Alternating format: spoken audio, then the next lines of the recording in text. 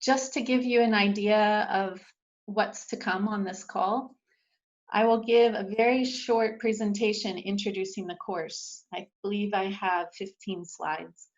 The aim for this Zoom session is for us to discuss together. We have quite a number of people signed up on the Moodle for this course. I think it's over 60 people. So depending on the number of people who sign in, we will use breakout rooms for the discussion portion. All right, so to begin, and also I just want to ask, are the slides visible? Do you see the first slide? And if I advance, is it advancing correctly? Yes. Okay, thank you. So it's a bit strange not to see your faces, but to introduce myself anyway. As I said, my name is Sarah. I'm from the United States. I work at EOWAG, and I'm based here near Zurich, living in a small town called Greifensee. My training is in chemistry, environmental engineering, and then eventually public health. So this combined to lead me into first groundwater monitoring and remediation consulting work. And from there, I became very interested in interdisciplinary research geared towards problem solving, and specifically the social, environmental, and technical factors that explain effective and sustainable drinking water supplies. So very much a focus on projects, but understanding the interactive context around that results in sustainable water. So maybe a term like sustainable water supply is a bit vague. I think it's a bit vague. But through this course, what I hope you will gain is an appreciation for the great diversity and levels of access to not only water, but also sanitation, solid waste, and other basic services that exist globally. So that's really the focus of this course. And also to give you a sense of who we are, the teaching team. Like you, we sit in the ETH domain, so we're affiliated with ETH Zurich, EPF Lausanne, as well as other research institutions that are under the ETH board. So EOWAG is the Swiss Federal Institute of Aquatic Science and Technology, and its organization is seen here. Quite complex, but just to show you that the Department of Sanitation, Water, and Solid Waste, where I sit, is amongst 11 other departments focused also exclusively on water supply topics.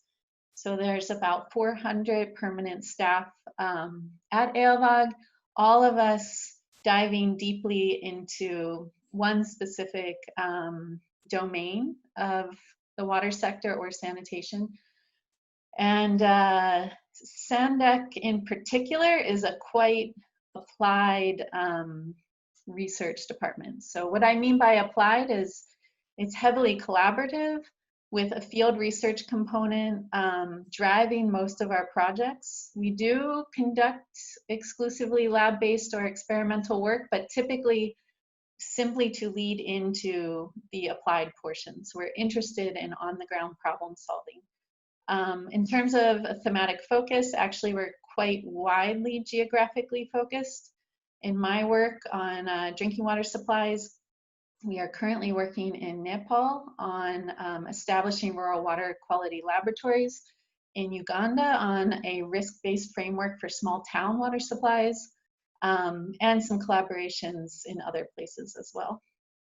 So a focus on building research capacity, collaboration with implementing agencies, of course, and a very important aspect of SANDEC's work has to do with disseminating results and advocating for policy developments, evidence-based decision-making. So we are a WHO collaborating center and meet quite frequently with the WASH team there to discuss our research. So you can visit our department at sandec.ch and learn more about how we operate. Now you should already be familiar with the MOOCs because part of this course will be previewing of videos drawn from these MOOCs featuring many people working in our department. So for this first lecture, we drew heavily on the first one on Introduction to Household Water Treatment, especially discussions of global burden of disease. Actually, I just want to pause. I can't see hands so easily or anything like that, but could someone mention if they were able to access the videos and watch them, and also if anyone had trouble?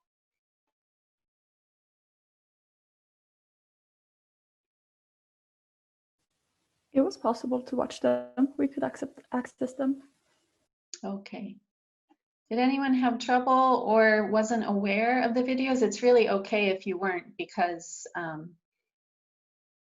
it's the beginning of the semester, so.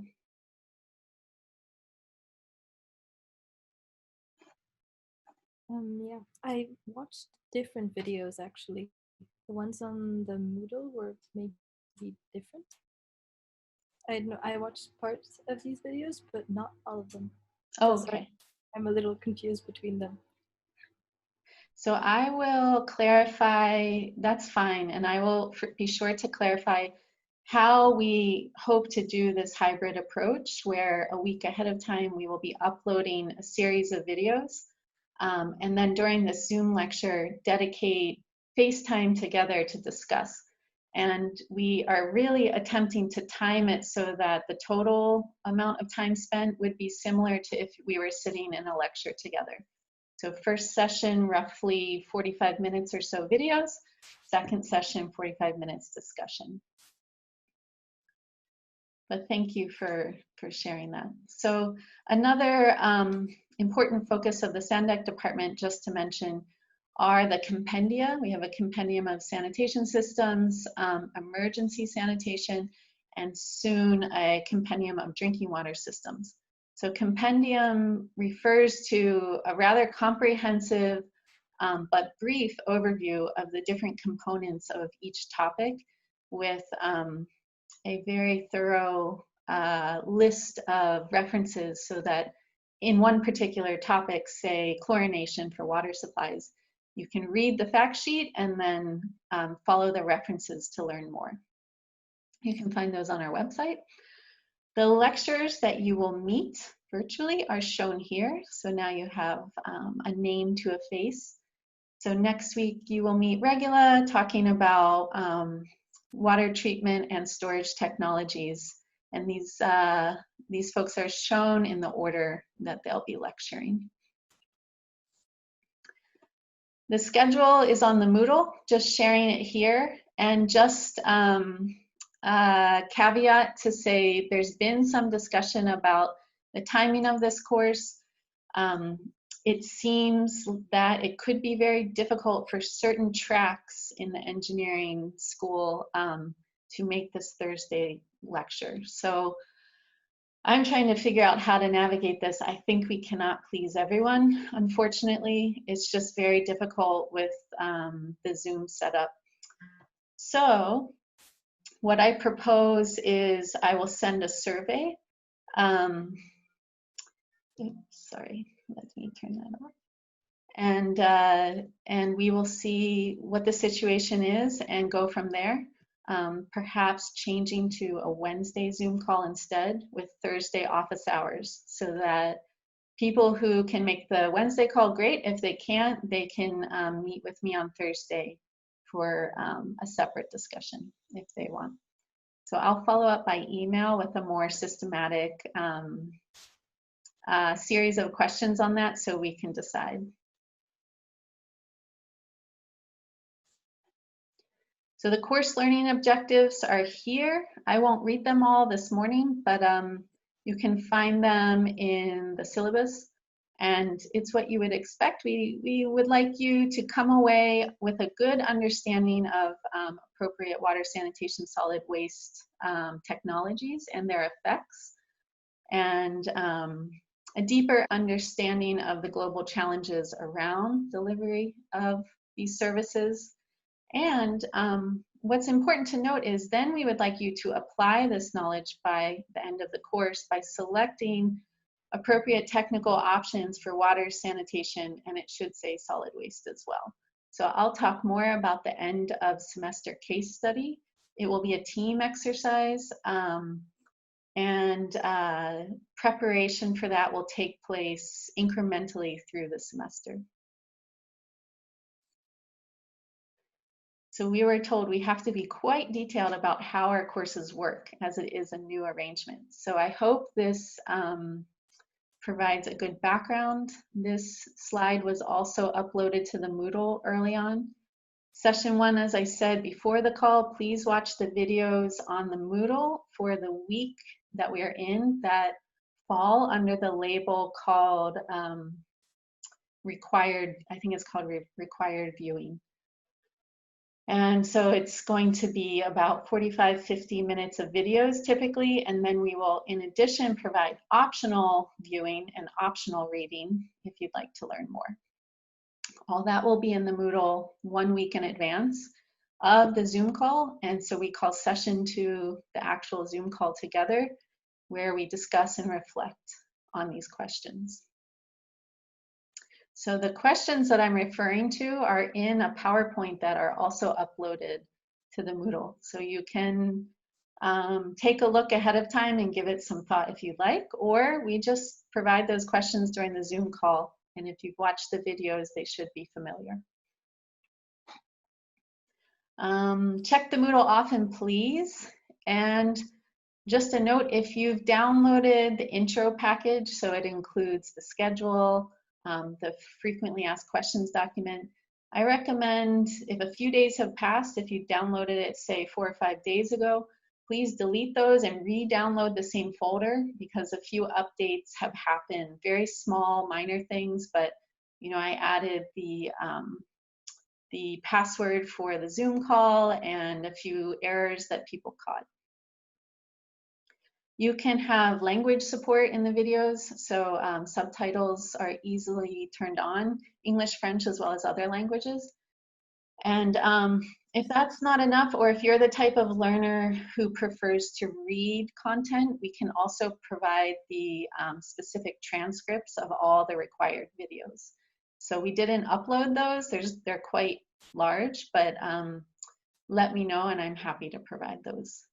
So a note about grading, because everybody wants to know, it really is based on the final exam. We don't know the date just yet, but the final exam at semester's end will have a mix of question types and emphasis on critical thinking and application of the learning from the semester. We usually do extra credit for consistent participation in class as well as the case study. However, I get the sense that it's not fair necessarily to reward with a higher grade those who can attend the Zoom call because schedules are so challenging under this new arrangement. So I'm going to remove that. And it just means it's really the case study if you want to increase by 1 percentage point your final exam score. All right, so yes, but we strongly encourage you to come if you can. The discussion is what makes this course fun. And so without further ado, on to week 1, WASH and Global Public Health. I'm just checking the time. So we hope that through the videos as well as the discussion questions, you will come away knowing the main waterborne pathogens, how they impact health, the tools and methods that we use for really tracking global burden of disease, as well as WASH intervention impacts. And it's also important to understand what is the SDG, what is the JMP. Those are featured in all the videos. And what do they mean for global monitoring? So SDG Sustainable Development Goal. We're interested in SDG 6 around water and sanitation. And the Joint Monitoring Program is the branch of the WHO and UNICEF interested in tracking progress systematically towards targets set by SDG 6. So we get feedback yearly from students that we harp on SDGs too much and we shouldn't be repeating it again and again. So we put all the SDG related content as much as possible into this first week. And that means in subsequent weeks, we try not to go into this. However, it is so important all throughout this semester, keeping in mind this is our metric for tracking progress. So there was someone who mentioned watching some of the videos or not all of them. Be sure on the Moodle just to check that very top file in the week, that is the intro PowerPoint. And every lecture will summarize the week's videos. So I put them here. And so you see the focus is on burden of disease as well as the SDGs and then public health generally. So before we move to the discussion questions in the breakout rooms, for anyone who did not manage to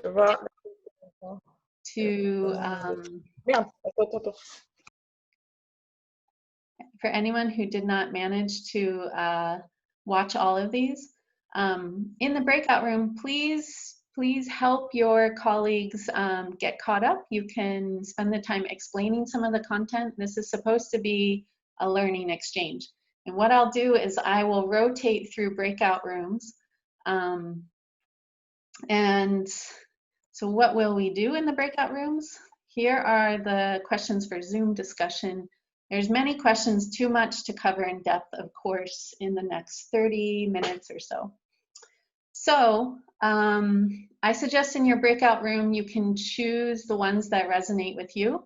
And at the end of the breakout room time, let's say by 11:50, we'll come together again and share some of the main thoughts coming from our breakout discussions. So I will rotate amongst rooms, make sure everyone is okay and things make sense. Yeah, and then we go from there. So hopefully I can figure out the breakout room function. Just one second.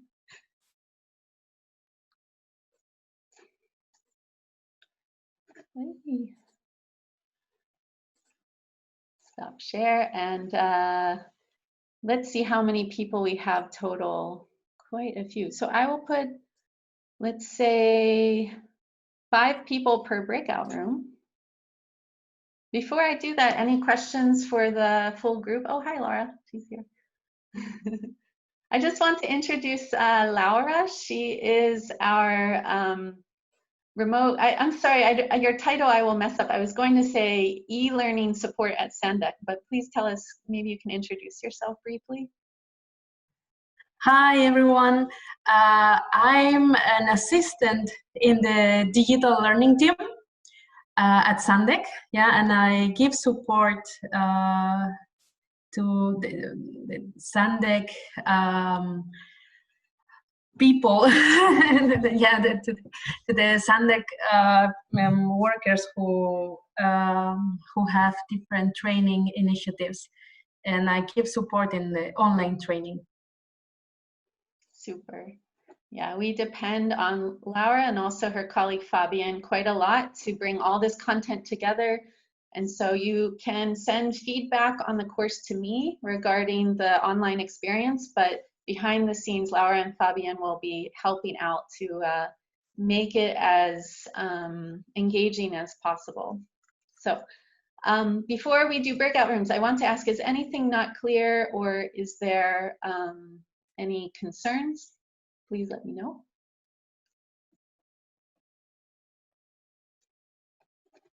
Okay, it seems it's okay. So, let's see. All right, we have 4 breakout rooms automatically assigned, so we see you in the rooms. Okay, welcome back, everyone. So that was extremely rapid. And also, not everyone managed to watch the videos. We didn't expect necessarily that that would be possible in the first week. But thank you for trying this format. And what I want to ask is, are there some takeaways or inspirations in the breakout group that someone would like to share?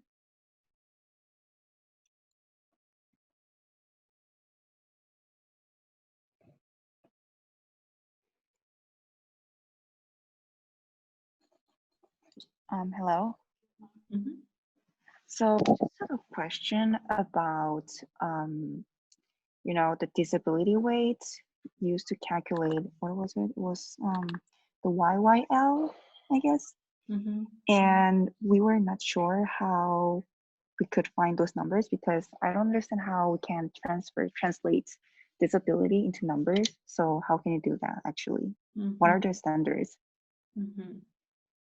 Yeah, that's a very important question, and the answer to it is not simple, nor is it widely accepted necessarily. So the way the weights are calculated is through broad consultation throughout the different health fields affiliated. So for diarrheal disease, for example, drawing on literature, systematic reviews, as well as direct consultation generally will lead to an agreement around the weight for that particular disease. But not everyone always agrees that a particular weight is enough. For example, diarrheal disease impacts lives so broadly, and perhaps there's advocates thinking it should be weighted more and appreciated more. And another challenge with disability adjusted life years and the weightings is that it's very difficult, for example, to provide a weight for a car accident. Not all car accidents are the same, or various sorts of events in someone's life. There's huge diversity in how that can happen and what it means. But generally, the weights are assigned just one weight for one type of event. So it's very imperfect. And the aim is that, I'm sorry, my son is coming home from kindergarten, so it will maybe be some noise. Yeah, so there will be some disagreement, but in return for that kind of imperfectness, we get comparability. So it's sort of a tension between that. So thanks for that question. And if you want to learn more about, many people ask this question on the HWTS MOOC. And so we have some more thorough responses in the discussion forum related to that video. So you won't find that on the YouTube channel, but on the Coursera course itself. Thank you. Anyone else? I had a question about polio because I think I saw an article by the BBC saying that it was eradicated now in Africa, and yeah, I was wondering how they did it because there were not much information. If you have an idea. Which disease are you referring to? Polio. Polio. I am not sure, but we can follow up on that. Or if you wanted to share, maybe someone can inform me because I'm learning the Moodle. Is it possible for class members to share resources or links or questions with the rest of the class through the Moodle? I think if there is a forum, yes, in a forum it is possible to share links at least. Okay, so I guess I will have to set up a forum, but I think it would be nice to, there's been some developments in, actually many of the videos were filmed years ago, and they can be quite different these days, the numbers and the statistics behind. Maybe there's time for just one more reflection because I want to be sure to just show everyone 2 slides on the report case and talk about what's to come. Any question or reflection is welcome.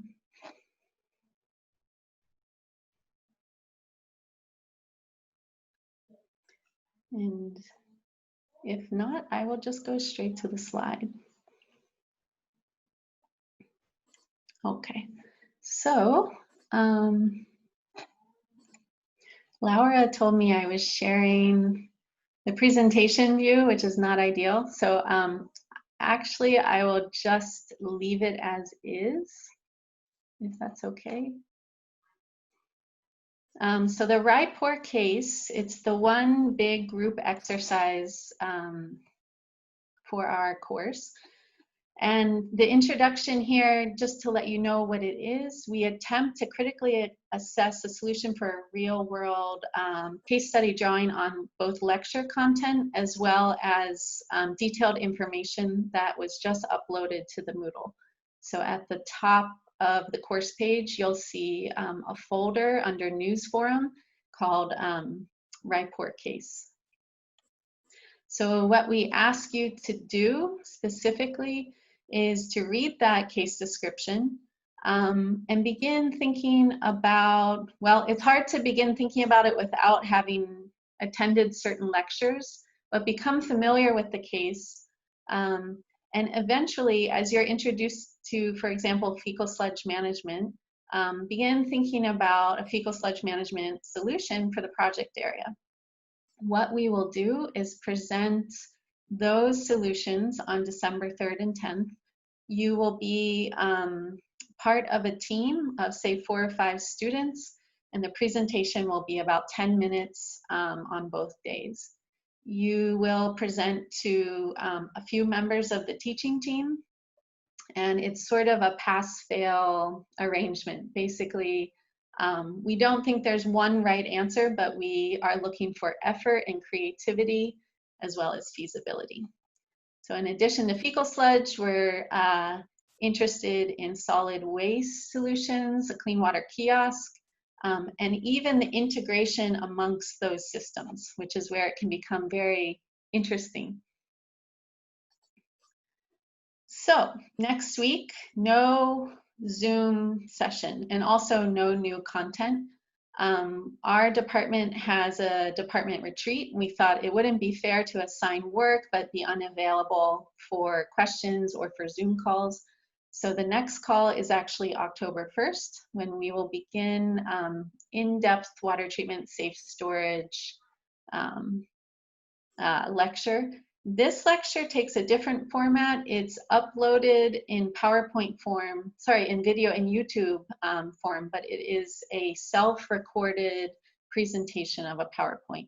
Regula felt that one single presentation was better than a series of videos. So take a look at Regula's presentation between now and the 1st. I will make it available tomorrow. And I also ask that before October 1st, please take a look at the RIPOR case and email me with the team member names, the people you would like to work with. So we think people can form their own teams based on maybe who is most convenient for you to work with in this new arrangement. And one person can email me with those names, up to 5 people. So I hope that's clear. That's all I have for today. It's exactly 12 o'clock, but I'm happy to stay on Zoom, let's say for another 10 minutes or so if there's questions or concerns, anything you want to talk about.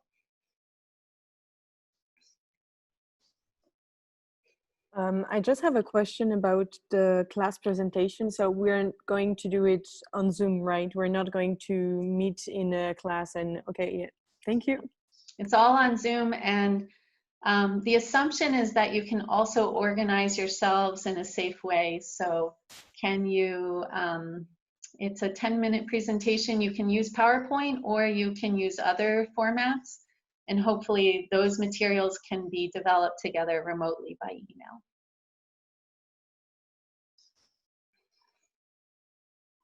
Thank you. Surely, thank you.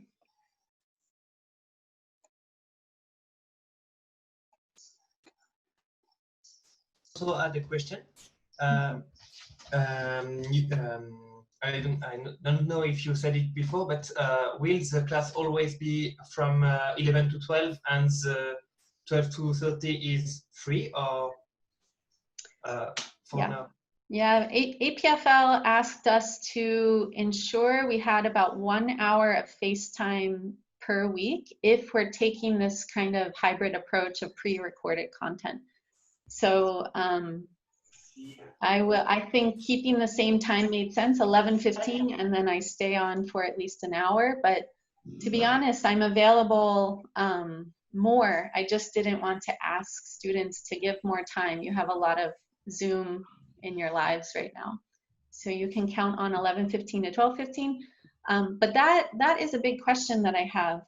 I wonder if the people in the room can tell me if they have an unavoidable conflict with this time slot, 11:15 to 12:15 on Thursday. You can just put your hand up if it's okay. 1, 2, 3. Yeah. So what's the conflict?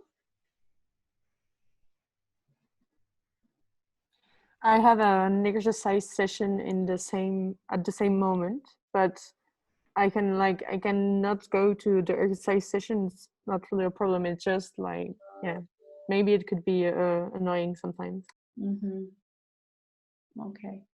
I just have another course at the same time.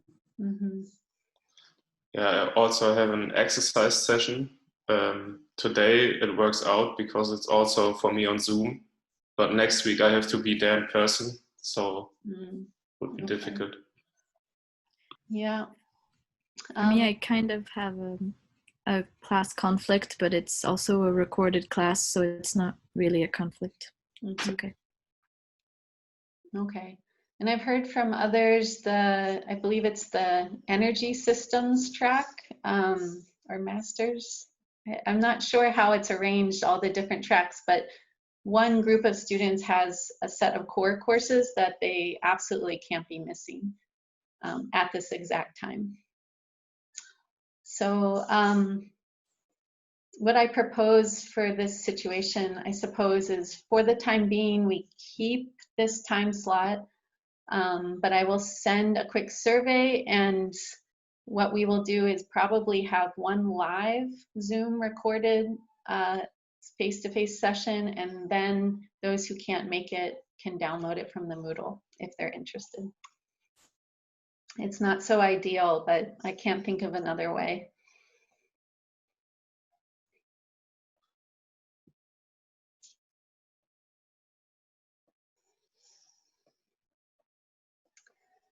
So if you don't have anything to talk about, or you have other things to do, please feel free to leave. And yeah, I appreciate your effort with this new arrangement.